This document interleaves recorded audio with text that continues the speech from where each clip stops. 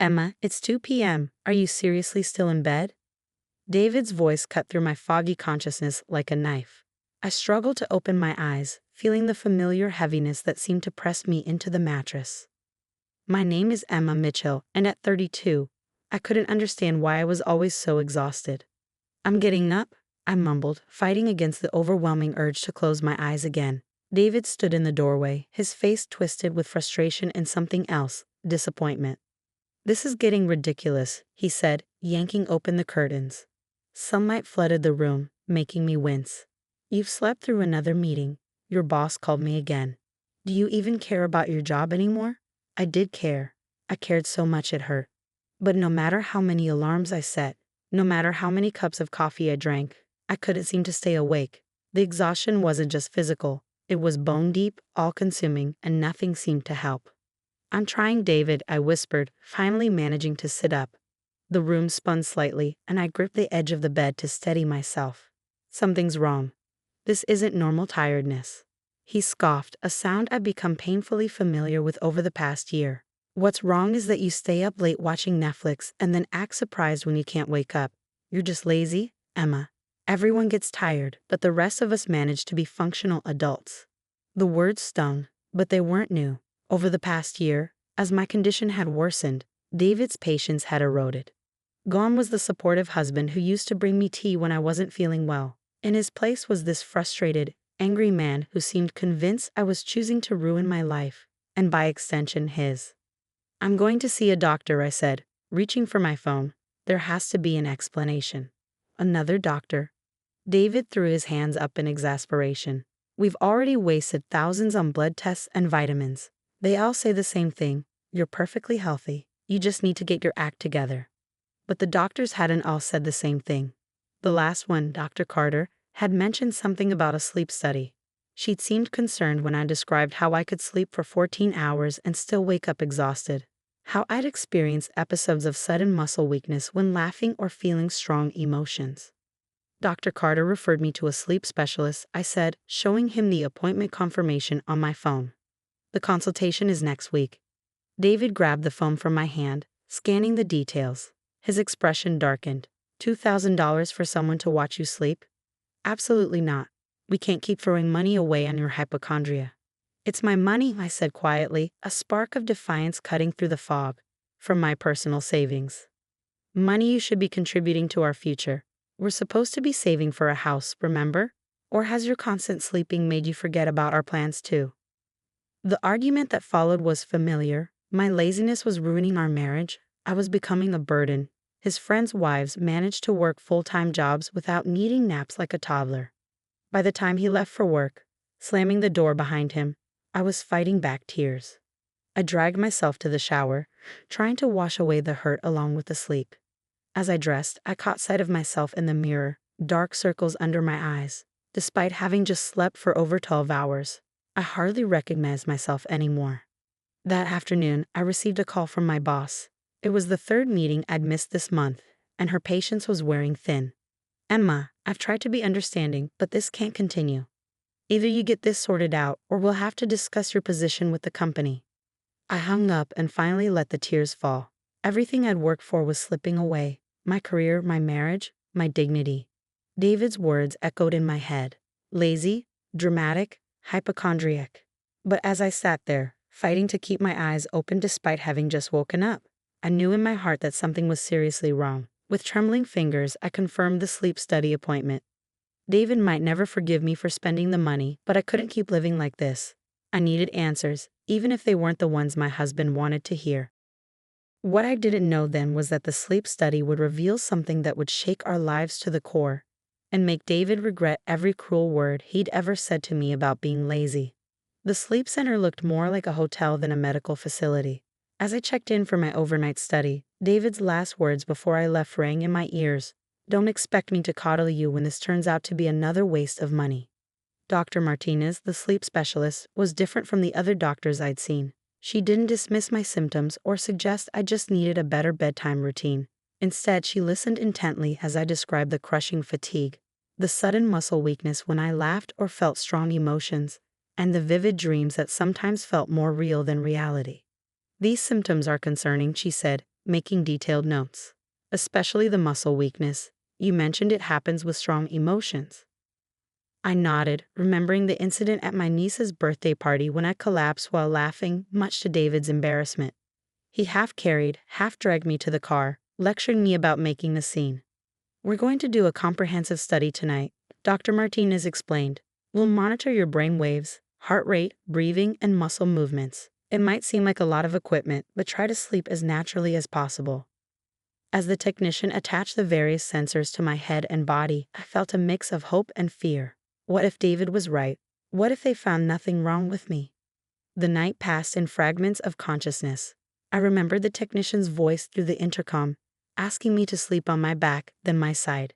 I remembered the vivid dreams that always plagued me, and the strange sensation of being awake and asleep at the same time. The next morning, instead of sending me home with a wait for our call, Dr. Martinez asked me to stay for an additional test called the Multiple Sleep Latency Test, and it's LPT. We need to measure how quickly you fall asleep during the day, she explained. Every 2 hours, you'll have the opportunity to nap while we monitor you. By late afternoon, I was exhausted from the repeated nap tests, but Dr. Martinez's expression had changed from professional interest to intense concern. She asked me to come to her office, where she pulled up several graphs on her computer screen. Emma, she began, her voice gentle but serious, your sleep study results are quite significant. During the night, we observed several abnormalities in your sleep architecture, including something called sleep onset REM periods. And during today's nap tests, you fell asleep in an average of less than 3 minutes. My heart began to race. What does that mean? Combined with your symptoms, these results strongly indicate narcolepsy with cataplexy. The muscle weakness you experience with emotions, that's cataplexy, and it's a hallmark sign of type 1 narcolepsy. The word hit me like a physical blow. Narcolepsy, a real neurological condition. Not laziness, not attention-seeking, not poor sleep habits. It's a chronic neurological disorder, Dr. Martinez continued, caused by the brain's inability to regulate sleep-wake cycles normally. Your brain lacks a chemical called hypocretin, which helps maintain wakefulness. This isn't your fault, Emma, and it's certainly not a choice. Tears rolled down my cheeks as years of guilt and self-doubt began to lift. Can you write this down? My husband, he needs to see this. Dr. Martinez nodded, printing out the test results and a detailed explanation of narcolepsy. This condition is often misunderstood. Many patients go years without proper diagnosis, being blamed for symptoms they can't control. But now that we know what we're dealing with, we can start treatment. She prescribed medication and discussed lifestyle adjustments, but I was barely listening. All I could think about was showing these results to David, proving that I wasn't lazy or making excuses. When I got home, David was waiting, his expression already skeptical. Well, what's the verdict on your expensive nap? Without a word, I handed him the folder of test results. He began reading, his dismissive expression slowly morphing into confusion, then shock. Narcolepsy. His voice cracked. But that's a real condition. Yes, I said quietly. A real neurological condition that I've been trying to tell you about while you called me lazy and dramatic. His face paled as he continued reading Dr. Martinez's detailed explanation, especially the part about narcolepsy being a chronic disability.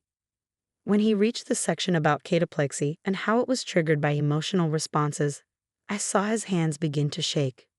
All those times, he whispered, when you collapsed while laughing or got weak when you were upset.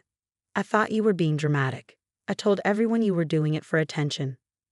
The realization of how he treated me seemed to hit him all at once. He looked up at me, his eyes filling with tears, but I wasn't ready for his apology. Not yet. I need to rest, I said, turning toward the bedroom. The testing was exhausting. We can talk more tomorrow. As I closed the door, I heard him sink into a chair, the papers rustling as he continued reading. The sound of his quiet sobbing followed me into sleep, but for the first time in years, I drifted off without feeling guilty about needing to rest. The weeks following my diagnosis brought changes I never expected. David's transformation from skeptic to advocate was dramatic, but it didn't immediately heal the wounds his years of doubt had created.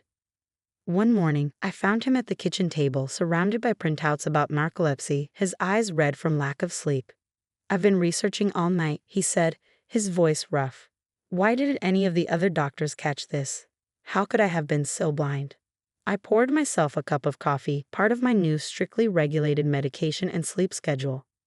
It wouldn't have mattered if they had, I replied. You were convinced I was making excuses. His face crumpled. Emma, I don't know how to fix this. Every time I see you take your medication, I remember all the horrible things I said. Every time you need to take a scheduled nap, I remember how I told my family you were just lazy. The medication Dr. Martinez prescribed was helping. I could stay awake for longer periods, and the cataplexy attacks were less frequent. But it wasn't a cure. Narcolepsy would be part of my life forever. You know what the worst part was? I said, sitting across from him.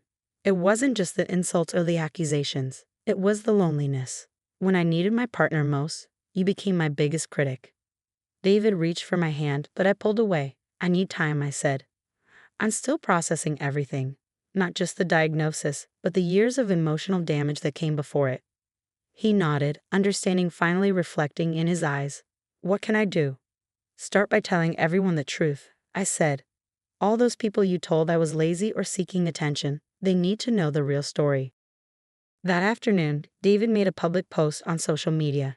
He detailed my diagnosis, but more importantly, he acknowledged his own role in making my struggle harder. He apologized for spreading misconceptions about my symptoms and for dismissing a serious medical condition as character flaws. The responses were overwhelming. Other people with invisible illnesses shared their stories of being disbelieved. Some of our friends admitted they judged me based on David's complaints, offering heartfelt apologies. My boss, who'd been ready to fire me, became unexpectedly supportive after receiving documentation about my condition. She worked with HR to arrange accommodations, a flexible schedule, a small office with a reclining chair for scheduled naps, and understanding when I needed to work from home. But the most surprising change came from David's family. His mother, who had often echoed his criticisms about my laziness, showed up at our door in tears. I failed you as a mother-in-law, she said, holding a large binder. I should have supported you, not judged you. The binder contained research on narcolepsy, local support groups, and even recipes designed to help maintain energy levels throughout the day. As months passed, I learned to navigate life with my diagnosis. The medication helped, but I still had bad days. The difference was that now, instead of criticism, I had support. David attended every doctor's appointment, took notes, and asked questions. He downloaded apps to track my medication schedule and made sure our social events aligned with my energy levels. But most importantly, he listened when I talked about how his past behavior had affected me. I need you to understand something, I told him during one of our many conversations about the past. Your apology is accepted, but trust takes time to rebuild. For years, you made me doubt myself, made me feel worthless because of something I couldn't control. He nodded, tears in his eyes. I know, and I'll spend the rest of our lives making it up to you. 1 year after my diagnosis, I started a support group for people with narcolepsy and their families. During our first meeting, I shared my story, including the painful years before diagnosis. David sat in the back of the room, listening as I described the impact of having my symptoms dismissed by the person who was supposed to love me most. After the meeting, a young woman approached us, her husband hovering nervously behind her. Your story, she said, wiping tears from her eyes, it's exactly what we're going through. I've been telling him something's wrong, but David stepped forward. Let me talk to your husband, he said. I know exactly what he's thinking, and I know exactly how wrong he is. Watching him share our story, not just my diagnosis, but his own journey from skeptic to supporter, I felt a complex mix of emotions. The hurt hadn't completely healed, but something new was growing in its place. Purpose. My narcolepsy wasn't just a medical condition anymore. It had become a powerful lesson about trust, validation, and the danger of dismissing someone's struggles. David had learned this lesson the hard way, but his tears during that first diagnosis had marked the beginning of real change. As I watched him earnestly educating others about the condition he'd once dismissed, I realized that sometimes the hardest lessons create the strongest advocates. We couldn't change our past, but we could help others avoid the same painful journey.